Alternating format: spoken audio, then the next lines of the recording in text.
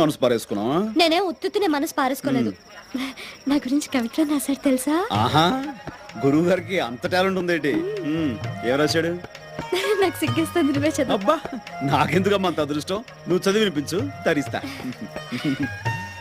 ప్రియాతి ప్రియమైన పద్మావతికి నిన్ను చూడగానే నేనేంటో అయిపోయాను. నాకేదో వచ్చేసింది.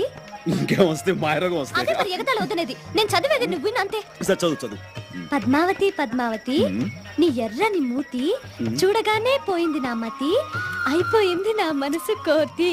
దాంతో నీ పని అయిపోయింది, అదో గతి. రామకృష్ణ గారు, లేకపోతే ఏంటి? కోతి గీత రాశాడంటే అది కవిత్వం కాదు, కపిత్వం. చేతరాతులు వాడు. భాష గురించి నీతో చెప్పడం నాది బుద్ధి తక్కువ. అరే ఏదో జోక్ మాట్లాడదు ప్లీజ్. కదా, ఆ మాత్రం కోపం వస్తే ఏదో జోక్